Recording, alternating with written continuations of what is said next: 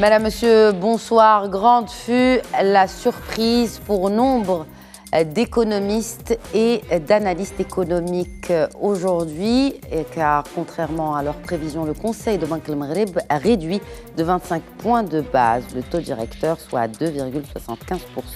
Cette décision a pris de court certains experts, car la Banque centrale a maintenu jusqu'ici ce taux inchangé depuis 4 réunions consécutives, soit le dernier changement qui remonte à mars 2023. Selon le Wali de Banque el-Maghreb, la pression inflationniste s'est allégée, l'inflation domestique a reculé d'1,5% en un an et la croissance de l'économie nationale devrait revenir à 2,8% en 2024 avant de s'accélérer pour atteindre 4,5% en 2025. Autant de données positives qui auraient contribué à la décision unanime de ce Conseil, donc d'abaisser le taux directeur. À noter aussi que cette décision monétaire de Banque el-Maghreb s'inscrit dans la ligne de sa consoeur européenne. La Banque centrale européenne a en effet abaissé le 6 juin dernier ses taux directeurs de 4 à 3,75%, donc 25 points de base ici aussi. Nous analyserons en détail avec nos experts ce soir les tenants et aboutissants de cette décision de Banque el-Maghreb et aussi quid de l'impact économique des dernières hausses du taux directeur, notamment sur les entreprises et sur l'inflation. Et en parlant d'inflation, la réforme des retraites donne du fil à retordre à l'exécutif marocain. Selon les syndicats, eh bien, le contexte économique marqué selon eux par l'inflation ne favoriserait pas la mise en œuvre de cette réforme des retraites. Or, pour la ministre de l'économie et des finances, tout le monde s'accorde sur le fait qu'il est temps d'ouvrir le dossier de la réforme des retraites et peut-être sommes-nous en retard pour le faire. Dixit donc Nadia Ftah Alaoui, c'était hier lundi lors de la séance de questions orales au Parlement. J'accueille donc pour le débat ce soir le professeur en finances publiques à la faculté des sciences juridiques, économiques et sociales relevant de l'université Mohamed V de Rabat. Hassan Arafi, bonsoir et bienvenue. Bonsoir. Également avec nous, un plaisir renouvelé de l'accueillir sur ce plateau, le professeur d'économie à l'université Mohamed V de Rabat aussi, professeur Zakaria Firanou, bonsoir et bienvenue. Merci pour l'invitation. Alors messieurs, est-ce que vous faites partie de ces experts dont je parlais dans mon introduction, qui ont été étonnés que le statu quo ne soit plus d'actualité et que Banque el-Maghreb décide d'abaisser le taux directeur? Est-ce qu'il y a eu surprise? Professeur Arafi. Bon, comme vous le savez, la politique monétaire, c'est parmi les politiques économiques conjoncturelles les plus importantes afin de maintenir l'équilibre de l'économie. Et donc, ce sont des actions qui sont menées souvent par les autorités monétaires, notamment la Banque centrale. Et l'objectif principal, c'est de maîtriser l'inflation. Nous avons pu remarquer ces derniers temps que Banque el-Maghreb a multiplié ses sorties en essayant de réguler la masse monétaire sur le marché afin de ne pas exacerber le taux d'inflation dont souffrent les Marocains d'une manière extravagante ces derniers temps. Et donc, pourtant, le taux a baissé. Oui, maintenant... Bon, on va revenir là-dessus. Parce que, comme vous savez, le fait de prendre une décision par le conseil d'administration de Banque el-Maghreb, c'est quand vous êtes en train de faire un jugement sur une situation donnée, donc un argumentaire. Et donc, il faut bien expliquer quel est l'argumentaire qui a poussé les membres du conseil d'administration de Banque el-Maghreb à décider unanimement de baisser de 25 points. Parmi, en lisant le communiqué de... Non, mais en lisant le communiqué, est-ce que vous avez été surpris, colonel professeur Arafi, est-ce que vous avez été surpris par la décision être surpris, est-ce que agréablement ou désagréablement? Bon, la diminution de taux d'intérêt ne peut être pour moi que quelque chose qui est très positif. Très bien. Pourquoi? Parce que si le fait d'augmenter le taux d'intérêt, vous êtes en train de sanctionner le financement de l'économie, de décélérer la demande des crédits par les investisseurs. Évidemment, ces derniers temps, avec l'augmentation des taux d'intérêt directeurs, donc les investisseurs n'ont pas cet engouement pour demander des crédits auprès des établissements de crédit. Donc le résultat, c'est qu'il y a une décélération de l'investissement privé au niveau de l'économie. Et donc, aujourd'hui, lorsqu'on baisse, ça va se répercuter sur les politiques de crédit des bancaires, et peut-être ceci, il va réajuster les relations entre les banques et les demandeurs de crédit d'investissement. Maintenant, si on lit cette décision avec ça, on peut dire que, personnellement, je considère que c'est une décision qui est attendue. Qui était attendue, selon vous. Souhaitable. Hein. Souhaitable. C'est intéressant, vous parlez d'investisseurs, parce que selon justement un cabinet d'analyse financière, dont je ne citerai pas le nom, bien sûr, qui a mené une enquête auprès des investisseurs, notamment institutionnels, plus de 90% de ces investisseurs institutionnels sondés se sont exprimés pour un statu quo, c'est-à-dire que pour ces investisseurs institutionnels sondés, eh bien, le taux directeur n'avait pas à changer aujourd'hui. Alors, la surprise, quand on parle, qui est surprise, de quel côté? Parce que pour les investisseurs directs, qui font des investissements directs, la diminution de taux d'intérêt, c'est quelque chose de positif. Mais il faut qu'on compare aussi si la hausse du taux directeur a eu un impact sur l'investissement et sur l'entreprise. Nous allons y venir tout à l'heure. Mais là, effectivement, on devra s'arrêter sur ce point, parce qu'il est important quand même. Pour les investisseurs institutionnels, les ENZIN, ça c'est autre chose. Ils ont la revers de la médaille. C'est-à-dire ? Parce que c'est eux qui ont poussé le Banque El Maghri à un certain temps d'agir avec un assouplissement quantitatif quand il avait racheté les bons de trésor.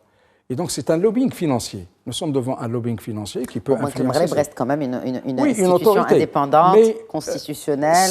Ça dépend. Si on s'inscrit dans la propre logique d'un investisseur direct qui participe à la formation brute du capital fixe, je pense que le fait de diminuer le taux d'intérêt, pour moi, c'est une décision qui ne peut être positive. Du côté des investisseurs institutionnels, nous sommes devant un spéculateur qui cherche sa marge entre le taux directeur débiteur au créditeur. Et débiteur et créditeur, voilà, exactement. Zakaria Ferranou, je vous poserai la même question, mais je la reformulerai plutôt sur est-ce que cette baisse, non seulement est-ce qu'elle n'était pas prévisible ou pas, mais plutôt qu'est-ce qu'on pourrait prévoir après cette baisse? Premièrement, je ne sais pas, est-ce que la décision relative à la politique monétaire par le Conseil, est-ce qu'elle est prédictive? Ça, c'est très important à savoir. C'est normal qu'on a des spéculations à l'aube de la réunion du Conseil et tout le monde va commencer à parler parce que nous savons quels sont les indicateurs qui sont utilisés pour pouvoir prévoir la décision. Nous avons la BCE, nous avons un ancrage nominal sur le taux directeur de l'ancrage nominal. J'utilise un terme très précis et je sais ce que je dis, même si c'est un peu réductionniste pour notre politique monétaire, mais c'est la réalité. Donc l'ancrage nominal au taux... Ça reste nos premiers clients, nos premiers fournisseurs. Moi j'ai utilisé un terme, je sais, ils vont me comprendre. Un ancrage nominal par rapport à la BCE, normalement, ça veut dire qu'on devrait réduire le taux directeur. Et tout le monde a écrit ça. Et tout le monde a dit, oui, on peut suivre un peu ce qu'a fait la BCE. Deuxième argumentaire, vous allez me dire... le taux d'inflation s'est ralenti et s'est réduit, etc. On est arrivé, selon le communiqué de Banque El Maghri, à 1,5. Et tous les prémices des 5 mois qui sont passés auparavant, ça veut dire, je parle un peu le mois de mai, le mois d'avril, etc. Les indicateurs du HCP indiquaient que l'indice d'IPC était en train de ralentir. Et ça va de soi, ça ne vient pas de nous. Ça vient d'où? Ça vient de la conjoncture internationale. Mais ce qui est très important à savoir, c'est que la conjoncture internationale, il ne faut pas la lire de façon un peu, je dirais, néophyte. Il faut la lire de façon vraiment très approfondie. Certes, le prix du baril, il est en train d'osciller autour de $70 le baril, on est d'accord sur ça, pour des raisons qu'on peut discuter après. Nous avons l'indice du FAO qui a ralenti, mais attention, il s'est stabilisé à des niveaux plus élevés que ceux qu'on a remarqués avant la crise ukrainienne, ce qui laisse vraiment beaucoup d'analyses à faire. Et donc, si je prends ces indicateurs, plus les indicateurs qui ont été avancés par le gouverneur concernant la politique budgétaire, et ça, il faut en discuter largement, il y a d'autres raisons qui peuvent être analysées. Premièrement, regardez, je pense que personne n'en parle, regardez la courbe des taux sur les marchés des banques du Trésor qui représentent l'épargne publique des Marocains.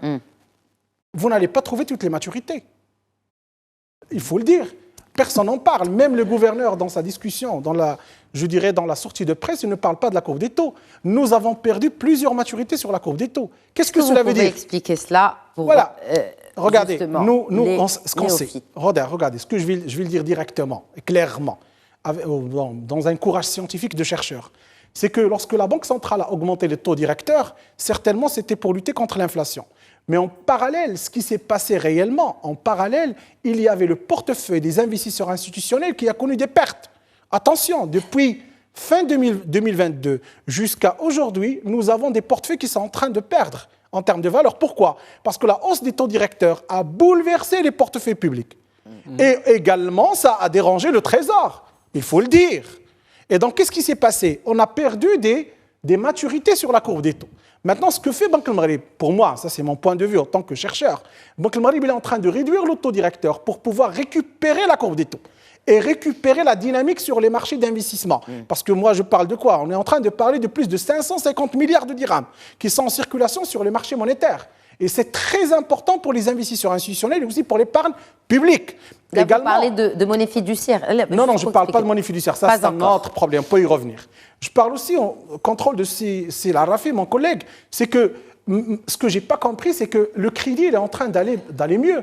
Nous avons 6% de croissance. Jouari a parlé de 6% de croissance. 6%, c'est un chiffre très, très bien. Alors, on veut réduire le taux directeur pour encore, je dirais, stimuler l'investissement. Qu'est-ce qu'on veut? Des taux de crédit de chiffres? 10%? Non, mais on est déjà à 6%. Les dépôts, ils ont augmenté de 4%.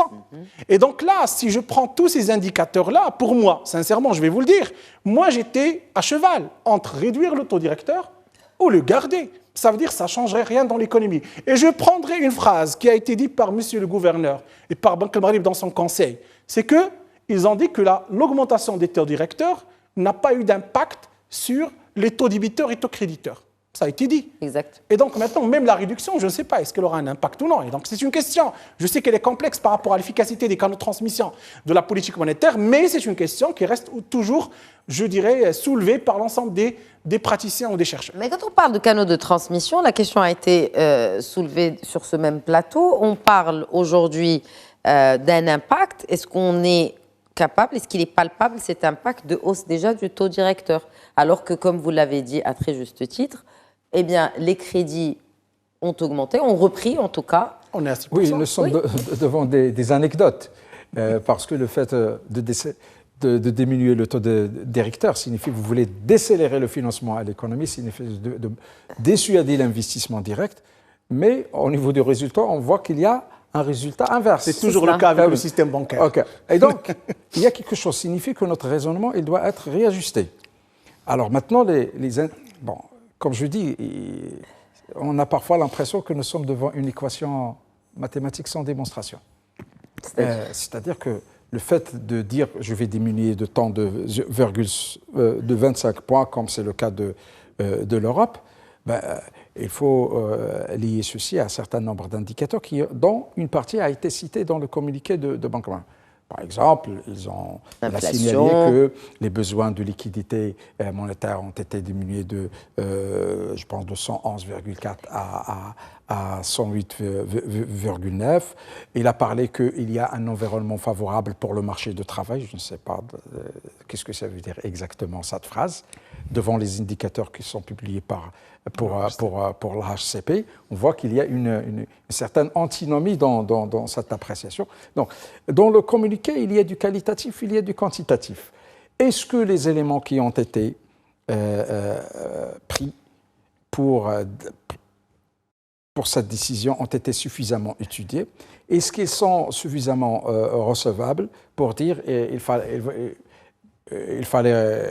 maintenir le statu quo, ou seulement ces 25 points, il aura un impact psychologique afin de dire qu'on va essayer de relancer l'économie, etc. Donc, la grande question qui se pose, parfois on lance des décisions, sur le plan théorique, ils devront aboutir à un certain nombre de résultats théoriques. Mais en confrontant les décisions prises avec la réalité, parfois nous sommes devant des anecdotes. Et signifie que la politique monétaire aujourd'hui a besoin d'être démystifiée. Quand mon collègue avait cité le cas des investisseurs institutionnels, lorsque le Banque El Maghreb avait décidé de racheter les banques de trésor. Ça signifie pour restabiliser un petit peu le marché adjudicateur qui était souffrant à l'époque. C'était une décision qui était catégoriquement antinomique avec une décision d'un mois avant, lorsqu'il a décidé d'augmenter le taux directeur. Et donc, personnellement, parfois, il m'arrive, j'ai du mal à comprendre quels sont les soubassements d'une décision monétaire dans notre pays. Et donc, entre la théorie et la pratique et les résultats qui sont escomptés de chaque décision, il y a beaucoup de choses qu'il faut réexpliquer. Il y a beaucoup de choses qu'il faut les faire sortir de leur caractère implicite. Maintenant que les 25 points diminués, est-ce qu'ils vont avoir un impact? Et cet impact sur quoi? Est-ce que sur le marché secondaire des investisseurs? Vous parliez d'impact parce que la hausse des taux a eu un impact. On parlait des investisseurs institutionnels. Ou sur les Ça a eu un impact sur la bourse de Casablanca. Le MASI a terminé avec une hausse quand même considérable de plus de 2%. Bon, impact à très très court terme, on va dire. Mais après, si effectivement... C'est quoi ça? Je n'ai pas compris. Ça veut dire aujourd'hui, la décision d'aujourd'hui? Eh oui. Mais non, le canal des prix des actifs, c'est le canal le plus loin.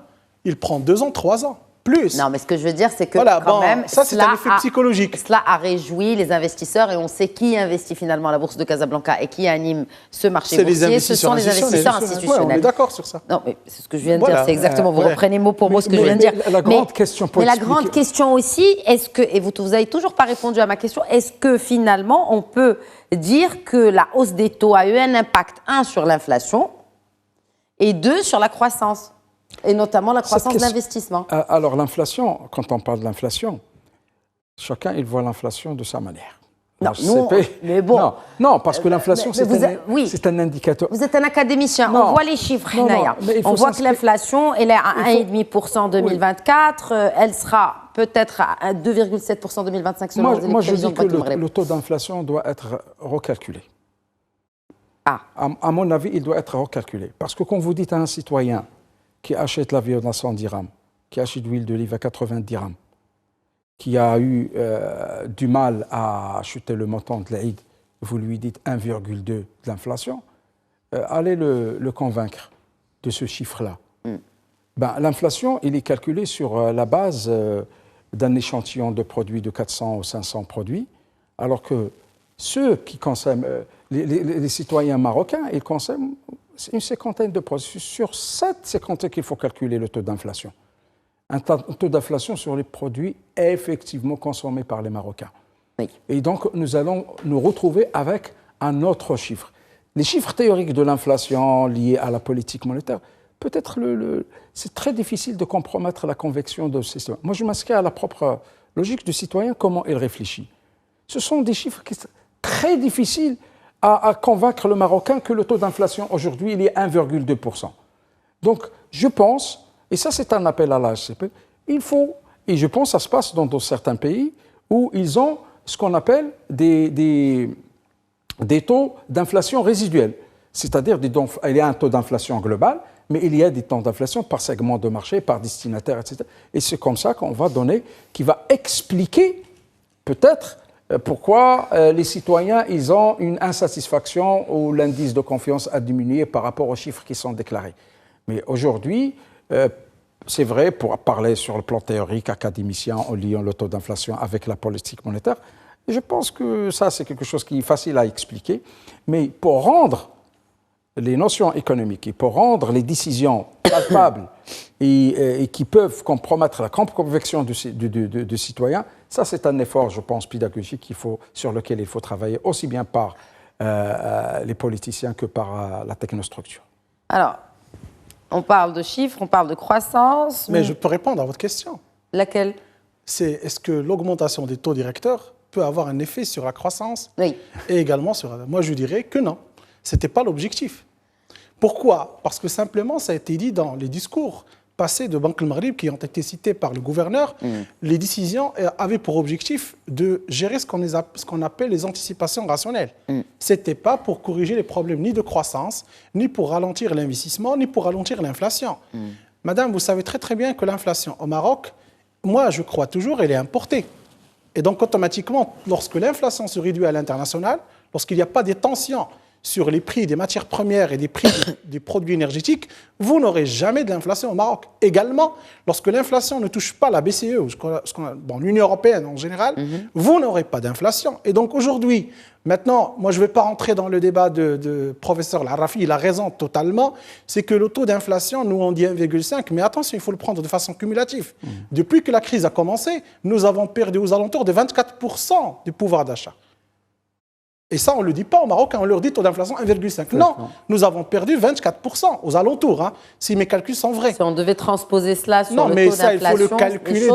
Nous, on le calcule, c'est pour ça qu'on est ici. On le calcule. Nous avons perdu aux alentours de 20 à 24% du pouvoir d'achat des Marocains à cause des pressions inflationnistes. Mais ça veut dire quoi, du coup? Est-ce que les 1,5% d'inflation qui sont enregistrés pour 2024 ne sont pas... Oui, je suis d'accord, mais la structure... ne sont pas vraiment réels. Regardez, vous aviez une structure de prix sur laquelle vous calculez l'inflation. Vous êtes dans une autre structure des prix. Exactement. Lorsque la structure des prix change, vous calculez l'inflation, vous allez trouver 2%. C'est ce qui se passe même en Europe. En parlant Mais de la prix... structure des prix, elle a complètement changé. Maintenant, la vraie question, est-ce que le pouvoir d'achat des Marocains a suivi cette structure des prix? Je vous dirais non. Monsieur Louali de Banque al-Maghrib dit que oui, parce qu'il y a eu des augmentations de salaire selon lui. Non, mais je me parle maintenant. Oui, mais juste, je cite Zakaria Firano.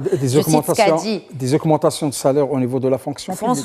La fonction publique, nous avons 11 000 actifs. Oui. Mais la fonction publique ne supporte pas plus que 1 800 000 au total. Donc, alors, ce qui est intéressant, ne représente pas qu'on passe aussi aux chiffres de la croissance, on parle quand même de chiffres très positifs et très optimistes, et que même qui sont mieux que les prévisions de mars dernier, selon les dires du Wali de Banque al-Maghrib, Abdelatif Jouari. La croissance devrait s'établir à 2,8%. Donc en 2024, 4,5% en 2025, ça veut dire qu'on est sur un trend haussier, grâce notamment aux activités non agricoles, et ça fait très longtemps qu'on n'a pas vu un tel raffermissement de la croissance de ces activités. Mais combien on a prévu dans la loi de finances? On a prévu plus que 3%. Maintenant, des prévisions de Banque al-Maghrib, moi je serai à l'encontre. Ils sont en train de revoir à la baisse. Même les prévisions du FMI, et aussi de la BAD, je pense, également la Banque mondiale, ils étaient au-delà de 3%. Maintenant, si j'accepte que 2,8% est un taux acceptable, en termes réels, ça ne dépasse même pas 1%, si vous retranchez l'inflation. Ce qui veut dire que nous avons un rythme de croissance qui ne pourra même pas subvenir à la dette publique. Nous avons un rythme de croissance qui ne permettra même pas de compenser les pertes inflationnistes ou de pouvoir d'achat qu'on avait sur les périodes précédentes. Attention, je ne dis pas que ce n'est pas un bon chiffre. C'est un bon chiffre, mais ce n'est pas ce qu'on attendait de notre modèle de développement, de notre régime de croissance à la croisière qui devrait atteindre 6, 7%, 8%, comme ça a été prévu par le gouvernement. Et donc, ça reste un taux qui est un peu très moyen. Attention, ce n'est pas un taux qui est vraiment extraordinaire. Oui, est-ce que ce taux va pouvoir éponger le chômage? Le chômage qui, quand même, a augmenté de 0,8%, de 12,9% à 13,7% sur une moyenne nationale. On parle d'une moyenne de 17% dans l'urbain. Et pourtant, le taux d'activité a augmenté. Là encore, il y a une petite contradiction. Je laisse ça. Écoutez. Parce que quand on parle d'un taux de croissance de 4,5%, c'est quand même bon pour l'année prochaine. C'est très, très bon. Est-ce qu'il va pouvoir résorber... Non, ça on discutera. Sur la prévision 2025. On reste sur 2024. Bon, déjà, avec les 2,8 de 2024, est-ce que ça pourra résorber le taux de chômage qui caracole? D'après les simulations théoriques, oui. 1 point de plus de taux de croissance, il ne peut réaliser que 30 000 postes indirects et directs. Est-ce que nous sommes dans cette logique? J'imagine pas. Maintenant, le fait de dire que... Parce que le taux de chômage, il dépend de quoi? Il dépend de la formation du capital, il dépend de l'investissement. L'investissement, il dépend du financement.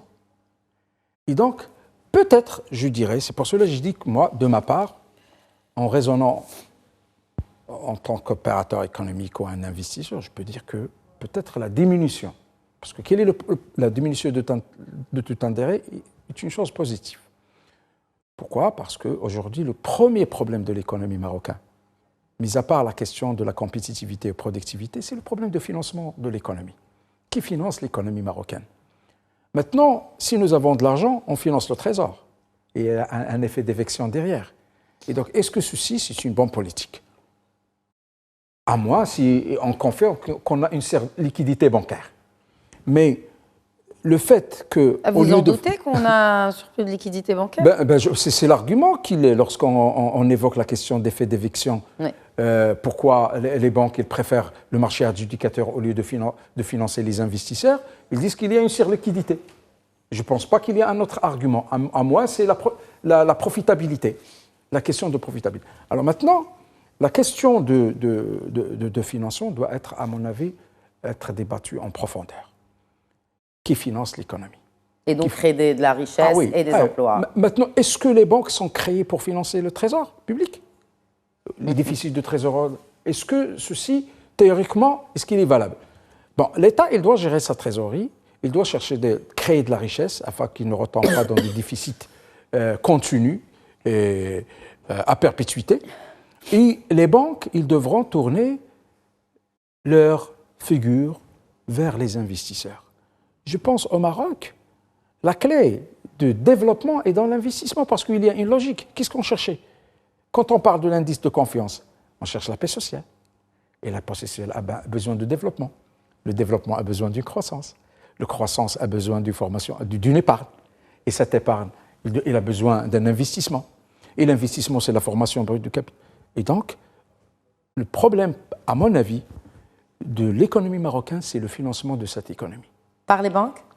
Je pense que c'est la première cible. Mais du coup, est-ce qu'on peut... Quoi? Est-ce qu'il faut mettre la pression sur les banques? Est-ce que c'est le rôle de Banque el-Maghreb? C'est le rôle de qui? Je pense aujourd'hui, la politique des crédits au Maroc n'est pas suffisamment claire. La politique de financement de l'économie n'est pas suffisamment claire, à mon avis. Mais là, vous jetez un pavé dans la mare. Un gros pavé dans la mare. Oui, un grand pavé, parce que pour moi, c'est la vraie question. Si on essaie de faire un bon diagnostic de l'économie marocaine, il y a 3 problèmes. Financement, compétitivité et productivité.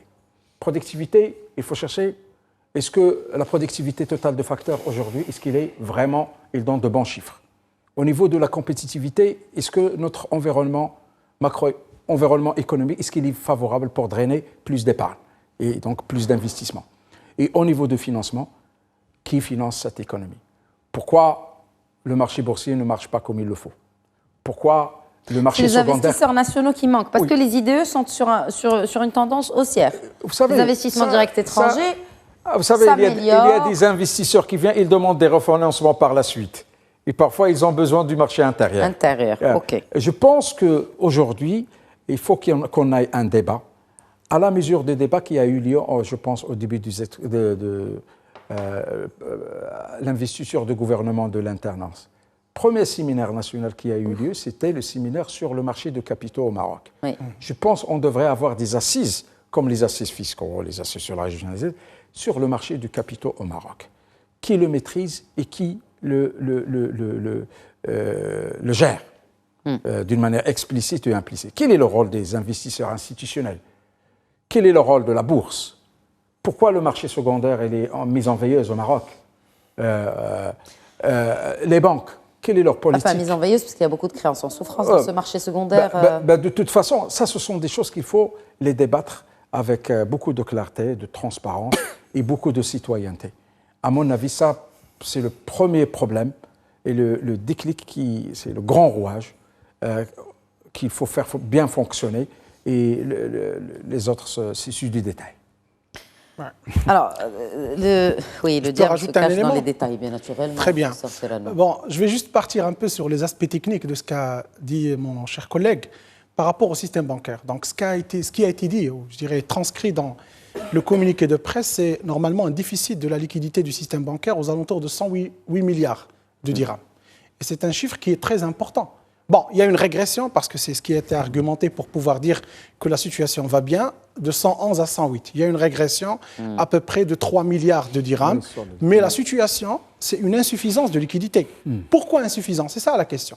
Parce que lorsque vous calculez la position structurelle de liquidité bancaire, normalement, c'est elle qui permet de savoir est-ce que le système, est-ce qu'il a suffisamment de liquidité ou non. Vous vous trouvez dans un chiffre qui est normalement négatif. Il vient d'où? Il vient de la circulation fiduciaire. Parce que toute augmentation de la circulation fiduciaire, elle alourdit ce qu'on appelle les besoins de liquidité du système bancaire. Et là, ça a été dit directement par le gouverneur, nous avons un problème en face. La circulation fiduciaire n'arrête pas d'augmenter à 2 chiffres. Trop de cash. Trop de cash, bon, ça mérite un débat. On ne va pas rentrer dans les détails. Mais lorsque vous avez trop de cash, ça veut dire que vous avez une utilisation plus de la monnaie fiduciaire au détriment de la monnaie scripturale et des autres moyens de paiement qui viennent de ce qu'on appelle les problèmes d'inclusion financière. Et on va ouvrir toute une porte. Et là, ça décrit quoi? Ça décrit plusieurs choses. Ça fait parler informel, ça fait parler structure d'économie, ça fait parler politique de crédit, etc., etc. Et donc là, lorsque le gouverneur, et là je rejoins M. Louali, lorsqu'il dit nous avons un problème avec le cash, c'est un vrai problème. Parce que, attention... Et ça devrait se creuser, parce que les besoins en liquidité bancaire ça va se creuser. Doivent se creuser, passant de 110 milliards de dirhams pour 2024 à 133 milliards. C'est quand même... C'est conséquent. Parce que la tendance... Plus de 13 milliards regardez, en un an. J'aime pas beaucoup rentrer dans les détails, mais je vais rentrer techniquement.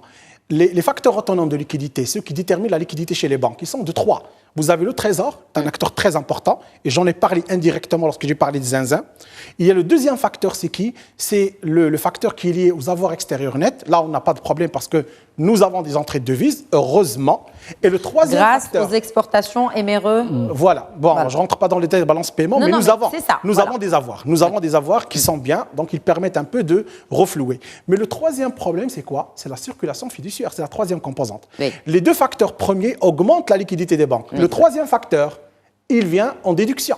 Et donc, plus vous avez une augmentation de circulation fiduciaire, plus le système bancaire est en situation de stress. Il doit demander de la liquidité. Mais maintenant, il faut se poser les questions au travers. Ça veut dire qu'il faut entrer à l'intérieur. C'est ce qu'a dit M. Louali dans sa conférence de presse. On a des gens qui vont travailler sur la question pour comprendre. Moi, je dis, il y a beaucoup de choses à creuser. Il y a le problème de financement. Jusqu'à aujourd'hui, je ne comprends pas pourquoi l'épargne publique, il est drainé automatiquement au Trésor.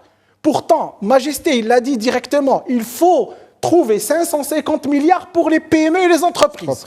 Mais d'où est-ce qu'on va les ramener? On va les ramener des investisseurs institutionnels. Il faut que la réforme des investisseurs soit là. Il faut que les acteurs qui ont des agréments qui leur donnent des rentes s'arrêtent. Il faut qu'on ait un investissement qui draine l'investissement privé. Il faut qu'on aille dans ce sens. Sinon, on ne pourra pas y arriver. C'est l'intention affichée par le gouvernement pourtant. On ne la voit pas. Pourquoi? Parce que jusqu'à aujourd'hui, nous avons la même structure sur le marché. Nous avons la même structure. Regardez, lorsque j'ai commencé à dire, j'ai parlé un peu aux experts. Je leur ai dit, la courbe des taux, et il n'y a pas de maturité. Qu'est-ce que ça veut dire? Vous avez les insins qui se cassent les dents. Les investisseurs institutionnels. Voilà. Et donc, automatiquement, ce que j'ai dit, c'est que la situation, moi je comprends M. Louali, et je suis tout à fait adhérent avec ce qu'il dit. Il essaie d'installer un climat favorable, parce que, n'oublions pas, le Maroc, il rentre dans des projets très importants. Nous avons la Coupe des mondes en 2030. Nous avons des projets très importants qui sont vraiment dans tous les secteurs. Et donc, automatiquement, il faut qu'on aille cette machine qui va drainer l'investissement et qui va aussi proposer un financement adéquat. Mais il faut qu'on fasse ça de façon vraiment très solide et très consciente par rapport à ce qui se passe. Et je vous dis sincèrement, la problématique de la monnaie fiduciaire, elle va commencer à porter un problème très, très important. Et attention, la solution, ce n'est pas créer numérique. Moi, je ne suis pas avec cette solution. Même si M. Louali en parle beaucoup. Pourquoi? Parce que ça peut créer un marché parallèle de la monnaie. Ça existe dans plusieurs pays. On a l'exemple. Il a cité l'Inde, etc., etc. Vous aurez un marché parallèle. Nous connaissons les marchés parallèles de la devise. On pourrait avoir le marché parallèle de la monnaie. Et attention, c'est très catastrophique pour l'économie. Et donc, c'est pour ça que moi, je ne vais pas le demander, mais je le dis. Il faut que les chercheurs marocains, les universitaires rentrent dans ce débat.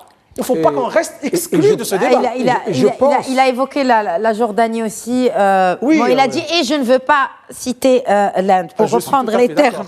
les termes du Wali de Banque el-Maghreb, messieurs, il nous reste un peu moins de la moitié de l'émission. Non, il a dit dans le sens où je ne veux pas aller jusqu'au modèle de Jusqu'à l'Inde. l'Inde, Parce que exactement. l'Inde est un modèle très développé parce qu'ils ont vécu ce problème. Exact. Et c'est surtout la dématérialisation aussi du cash qui fait qu'il a fait ce genre je pense qu'il y a un de point, comparaison. il n'est pas émergent. Rapidement, c'est Rafik, pour qu'on passe avec cette à question la réforme des retraites. avec cette question des besoins de liquidité, je pense qu'il faut qu'on ait une étude assez approfondie sur la vitesse de la circulation de la masse monétaire, qui n'est plus une constante. Revenons à notre deuxième sujet qui est pour le coup sur la réforme des retraites, sur aussi, pour faire une transition assez smooth, le gouverneur de Banque el-Maghreb qui parle du budget qui a été attribué au soutien du pouvoir d'achat, 9 milliards de dirhams, plus de 3 millions de personnes. D'abord, quel bilan de ce programme d'aide sociale directe après 6 mois? Ça a rafé. Parlons de finances publiques, vous êtes l'expert de finances publiques sur ce plateau. Écoutez, c'est ce qu'on appelle dans notre jargon les dépenses de transfert. Moi, je pense que cette question, au lieu de rester embourbé dans les chiffres et commenter le rythme de déblocage des aides sociales aux familles cibles, ce n'est pas la bonne question. C'était pas ma question. Ouais. J'ai dit juste, je pense, parce que, que finalement, on peut d'ores et déjà, dresser un bilan au bout de 6 mois de la mise en œuvre de ces aides directes? Je pense. C'est ça ma question. Sur le plan. Après, la manière, effectivement, c'est un autre débat. Non, je veux dire la bonne question de point de vue gouvernement, parce que j'ai remarqué que dans les déclarations officielles, on prend que le cheval de la bataille, c'est le rythme de déblocage des aides financières, pécuniaires, aux familles cibles. Mais à mon avis, la vraie question ne réside pas dans les aides sociales. Parce que ce n'est pas l'incarnation fidèle de ce qu'on peut dire l'État social. Ça, c'est l'État de l'assistanat. Ce n'est pas l'État social. L'État social, c'est autre chose. À mon avis, c'est autre chose. Tel qu'il a été défendu par les Bismarckiens, c'est autre chose, l'État social. Ça, c'est l'État de l'assistanat dont les expériences internationales ont bien démontré la limite. Le cas de la France, surtout. Je pense, est-ce que cette façon... Je ne suis pas contre les dépenses de transfert, mais des transferts avec un effet, avec un impact. Et je pense qu'aujourd'hui, il y a même pas mal, je sais qu'il y a pas mal de personnes ne seront pas d'accord avec moi, c'est aujourd'hui, il faut appliquer la théorie des ruissellements. Et dans un climat libéral, je pense... Là, tu ne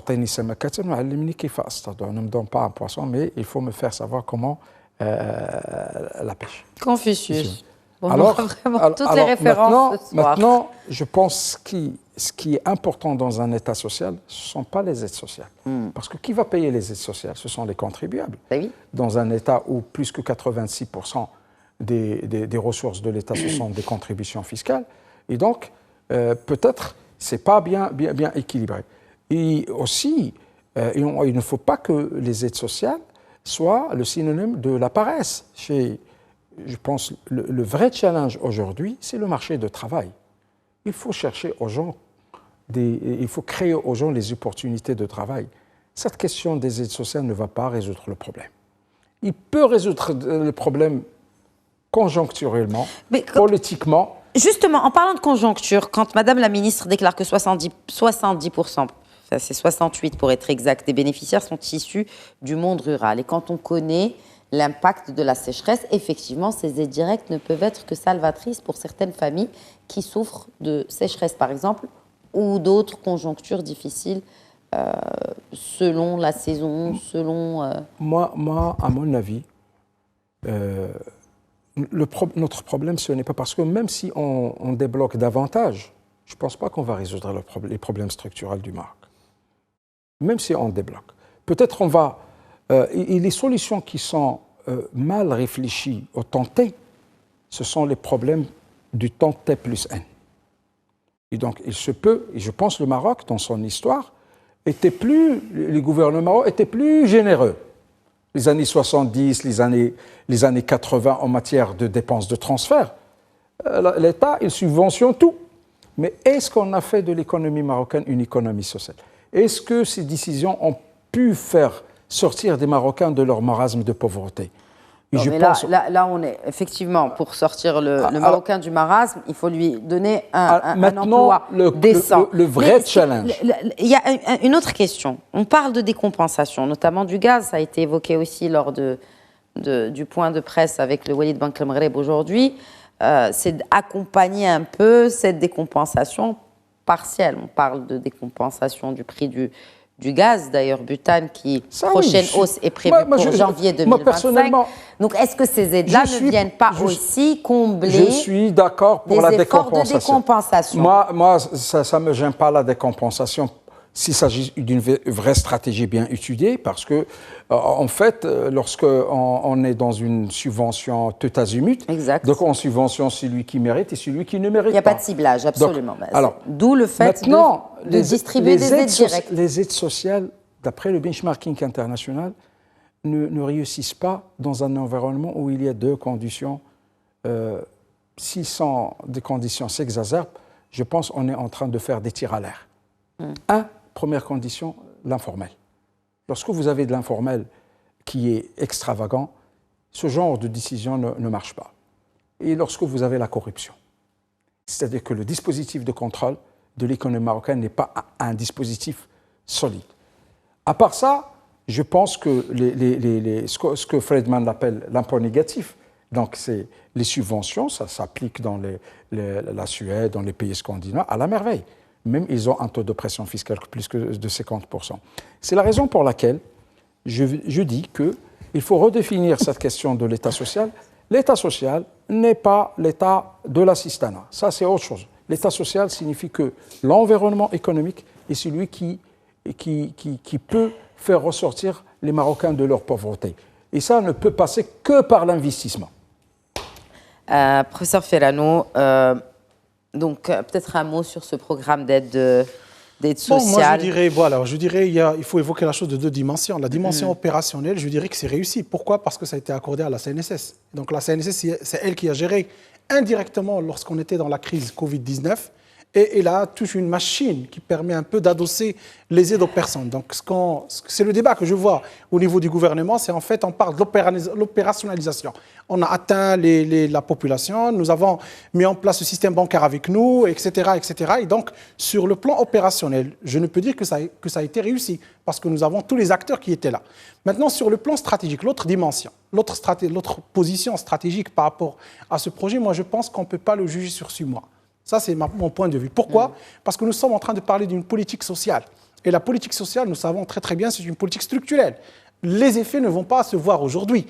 Et donc maintenant, moi je rejoins tout à fait ce qu'a dit mon collègue, c'est que oui, nous avons donné des aides, mais est-ce que nous avons des KPI, ça veut dire des indicateurs de performance? Quels sont les indicateurs de performance? Comment peut-on calculer des KPI sur des aides sociales? Mais nous avons beaucoup. L'éducation, est-ce que vous avez accédé à l'éducation? Est-ce que les enfants ont accédé à ce qu'on appelle l'éducation jusqu'à 14 ans, jusqu'à une limite d'âge qui est normalement potentiellement admissible à l'international? Est-ce que vous avez résorbé quelques problèmes de développement, accès à l'électricité, accès à l'eau, etc. Vous avez plusieurs indicateurs et ça existe au niveau régional.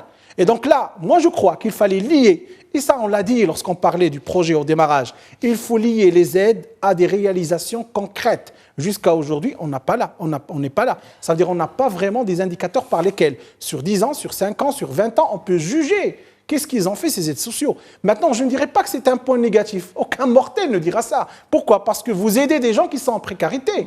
Mais maintenant, nous, notre rôle, c'est en fait de voir l'avenir du Maroc. Il faut que ces aides-là ne soient pas uniquement une rente qui sera attribuée. Il faut qu'il y ait un impact social. Et ça a été dit, croyez-moi, par Sa Majesté lorsqu'il a donné un peu cette initiative. Il a dit que ça doit être lié au développement humain et au développement économique du pays. Et donc, normalement, moi, je crois qu'il est le moment de pouvoir lier ces aides sociaux qui sont données avec des indicateurs de performance, au minimum, des indicateurs socio-économiques, au minimum. Comment développer des politiques plus ciblées, notamment pour les aides sociales, grâce au prochain recensement? Bon, c'est très facile. Ça veut dire, moi, je pense que le ciblage, c'est le grand problème. Nous avons maintenant, aujourd'hui, un cas d'école. Pourquoi ? Parce que le ciblage, aujourd'hui, il est basé sur des indicateurs qui sont basés sur du scoring. Oui. Le fameux indicateur qu'il faut avoir pour pouvoir accéder. Maintenant, avec le recensement, je pense qu'on aura plus de données, plus granulaires, sur les éléments qui existent au niveau des ménages et par région. Et là, on pourrait avoir du scoring, même si... Bon, je pense qu'il faut avoir plus de transparence par rapport à ce score qui est établi, mais on va avoir des indicateurs qui seront plus précoces. Parce qu'aujourd'hui, lorsque vous me dites quelqu'un qui a un téléphone, il doit pas arriver, il est au-dessous avec un U du seuil, bon, c'est un peu bizarre parce que le portable aujourd'hui, c'est un outil. C'est un outil. C'était en partie pourquoi j'ai posé la question sur le bilan. Bon, voilà. Maintenant, vous l'évoquez maintenant, mais effectivement, je dis le recensement. C'est pour beaucoup, eh bien, ces aides-là n'ont pas été bien attribuées à cause de. Voilà, il y a tout un problème avec la machine statistique. Tout à l'heure, je ne voulais pas rebondir parce qu'on n'est pas ici pour critiquer les institutions, mais maintenant, vous me parlez d'inflation. On calcule avec les pondérations de 2006. Mais est-ce que l'économie n'a pas changé de 2006 jusqu'à aujourd'hui ? Mais jusqu'à aujourd'hui, vous calculez avec les mêmes pondérations. Est-ce que la consommation des ménages en 2006, c'est elle de 2024 ? La même chose, lorsque vous parlez recensement, on travaille tous aujourd'hui. Tout ce qu'on dit, inflation, PIB, consommation, tout ce que vous voulez, c'est 2014. Depuis 2014 à 2024, tout a changé. Et bien évidemment, lorsqu'on aura un nouveau recensement, nous aurons plus d'indicateurs. Et je pense que ça a été dit ça a été transcrit dans la lettre qui a été envoyée par notre Auguste Souverain. Il a dit simplement qu'il faut utiliser les technologies et aller dans le détail. Pourquoi le détail ? Pour vraiment capter la réalité du ménage marocain. Et surtout sur le plan régional. C'est très important. C'est-à-dire régional. Ça veut dire qu'il y a des disparités. Je ne peux pas avoir de règles. Oui. Je ne peux pas mettre une règle uniforme. C'est une règle multidimensionnelle qui doit prendre plusieurs indicateurs. Maintenant, moi je ne sais pas, est-ce que sur le scoring, nous avons la distance ? C'est difficile à capter. La distance par rapport à l'électricité, je ne sais pas. Mais c'est des indicateurs très publics aussi. Les densités, regardez, dans l'appareil statistique aujourd'hui, voilà, nous avons plusieurs indicateurs qu'on ne capte pas et qui sont des indicateurs qui deviennent de plus en plus importants. Exemple, vous avez parlé de l'inflation. Aujourd'hui, il y a des pays qui parlent de ce qu'on appelle l'inflation perçue. Ce n'est pas l'inflation que vous allez voir avec des questionnaires, etc., ce que fait par exemple l'HCP. Vous avez l'inflation perçue qui est automatiquement générée. Vous n'avez pas besoin de tout. Bon, c'est un peu la technologie qui se développe. Et donc là, je pense que c'est clair, le recensement, s'il est bien fait, sous les instructions royales, avec la manière avec laquelle on a regardé ça de cette façon-là, je pense qu'il va être vraiment très utile dans le recadrage des politiques de ciblage. Le recadrage des politiques de ciblage, il nous reste un peu moins de 10 minutes et on va clôturer peut-être ce débat très passionnant aujourd'hui. Même si, la question mériterait un débat de 2 heures minimum, c'est cette réforme des retraites. Et donc là, on a les principales parties prenantes. Bien sûr, chacun campe sur sa position. Les autorités publiques, nommément le ministère de l'économie et des finances, dit que nous n'avons plus le choix. Il faut entamer cette réforme des retraites. De l'autre côté, et c'est normal, les syndicats ne sont pas d'accord. Et d'ailleurs, ils fustigent cette inflation qui ne leur permet pas de suivre le rythme et qui ne permet pas au gouvernement, au taux où elle est, même si c'est l'un des taux les plus bas depuis quelques années maintenant, elle ne permet pas au gouvernement de mettre en œuvre cette réforme. Professeur Al-Rafi, vous savez, c'est une question qui est épineuse aujourd'hui, mais vous pensez qu'on est vraiment arrivé à un seuil où l'exécutif, bien que la décision soit difficile, va passer à l'acte, comme ce fut le cas dans l'Hexagone ou de l'autre côté de la Méditerranée, sur cette question de réforme des retraites? D'abord, j'ai une petite réserve sur l'expression « entamée ». On n'entend pas. Ça, c'est un processus qui a commencé depuis 2013. Tout à fait. La réforme de la retraite a commencé depuis 2013. Et la réflexion sur a commencé bien avant avec le rapport actuarial qui a été élaboré à l'époque. Oui. Donc aujourd'hui, le fait de dire qu'on est devant une découverte, nous ne sommes pas devant une découverte, nous sommes devant des constats, nous sommes devant un abcès financier qui ne cesse pas de grossir chaque fois, on essaye de le creuser et le vider. Le terme a été utilisé en exprès, c'est exprès. Et donc, aujourd'hui, peut-être la situation va s'exacerber parce qu'au départ, on parlait uniquement au niveau de la CMR. étant donné que sa soutenabilité ou sa soutenabilité, il va être échu très prochainement, 2028 à ma connaissance. Mais je pense que la contamination, il va toucher les autres structures les autres structures qui en charge, CNSS, CMR, RCAR, etc.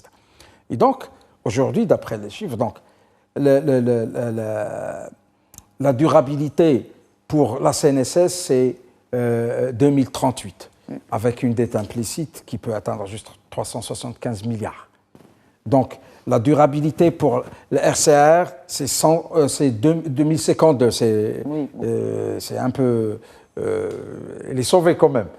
C'est avec 135 milliards de dirhams. La CMR, la situation, elle est connue par tout le monde. Les décisions ont été déjà prises. Mais que représente la CMR pour la population active? Exact. C'est rien du tout. Nous avons 11 000 actifs, alors que vous avez uniquement au niveau de la fonction publique confondue, État, collectivité territoriale et établissement public, pas plus que 800 000. Tout à fait. Donc, ce n'est pas le vrai challenge. Aujourd'hui, il s'est avéré que les solutions métriques ne sont pas agies. C'est comme des pilules. Donc, il faut passer à la chirurgie. Et je pense aujourd'hui, ce qui est attendu, ce sont des décisions hautement stratégiques. En fait, de passer de réformette peut-être aux réformes à refonte. Alors aujourd'hui, les puisqu'on réformes... est dans la sémantique, vous avez commencé avec cela, tant qu'à faire, tout la réflexion, recommencer. les constats qui ont été maintes fois analysés, aussi bien par la Commission nationale sur la réforme que par les institutions de contrôle supérieur des finances telles que la Cour des comptes.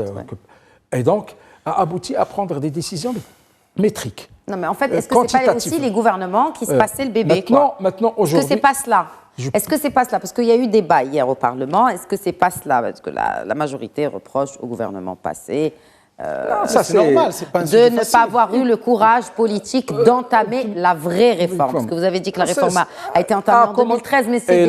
Et la décision n'était pas bien saluée par la population concernée lorsqu'on a élevé la retraite à 63%, lorsqu'on a diminué le taux de 2,5 à 2, et donc lorsqu'on a remplacé le dernier mois par la moyenne pondérée ce sont des décisions de la calculatrice qui ont été prises. Donc, quelles sont les décisions qui pourraient être prises quand Madame la Ministre fait cette déclaration? Il est temps d'ouvrir le dossier de la réforme des retraites. Est-ce qu'on n'est pas en retard? Quelles sont les décisions qui pourraient être prises? Chaque jour qu'on perd, on est en train d'exacerber le déficit. Aujourd'hui, la CMR seule, elle a besoin de 14 milliards par an pour qu'il puisse faire face à ses besoins de résorption des besoins de financement, quand la résorption de son déficit. Aujourd'hui, ce dossier n'est pas technique. Ça, c'est un dossier stratégique et hautement social. Il faut qu'il soit l'objet d'un débat public, pas un débat de la technostructure. Je pense la manière dont on gère même avec les centrales syndicales... il y a le dialogue social. Oui, mais le dialogue social, parfois, il est politisé à outrance. Je pense que ça, c'est un sujet qui concerne les prochaines générations. Et il faut qu'il soit discuté avec beaucoup de citoyenneté. Un partage de risques, ce que j'appelle la participation adhérente.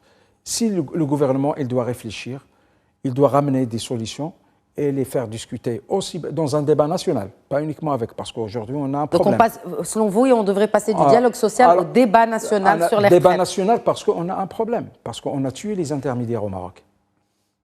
Il n'y a pas d'intermédiaire. Chacun ce qu'il veut contester, et parfois les gens n'ont pas. Alors, ça, c'est préciser, intermédiaire, c'est syndicats? Syndicats, partis politiques, les associations, etc. Aujourd'hui, ça c'est quelque chose qui crève les yeux. Lorsque les gens ils veulent contester, chacun il n'est pas encadré par une formation politico-syndicale. Les gens ils font des manifestations. C'est la défiance vis-à-vis des syndicats qui sont en place. Je pense qu'on a ce problème qui doit être. Plutôt cela. Nous avons un déficit. C'est un mal pour la nation que les intermédiaires politiques ne jouent pas le rôle. Les intermédiaires. Alors, intermédiaires, ça inclut aussi les partis politiques. Les partis politiques, les syndicats, la société civile. Oui. Je pense on a eu tort lorsqu'on a fragilisé ces structures. Je pense qu'il est temps de réfléchir que ces structures se renforcent davantage pour qu'ils représentent le citoyen marocain. Pour que le citoyen ait la confiance lorsqu'un syndicat le représente ou lorsqu'un parti politique parle en son nom. Et je pense Ça, c'est pas quelque chose. Pourtant, ça a été évoqué d'ailleurs aussi en parlant de confiance. Lors des élections partielles, la confiance a été renouvelée envers les partis de la majorité. Moi, je pense, sur le plan sociopolitique, de la sociologie politique, j'ai jamais lu qu'un indicateur des résultats pareils partiels, c'est un bon indicateur pour un parti politique pour qu'il puisse se mesurer. On va finir sur ce dernier message de Sir Rafi un peu plus direct et clair. Merci beaucoup. Je vous en prie. Sir Rafi, merci à vous également, professeur Ferrano. Merci à vous de nous avoir suivis. Très bonne soirée.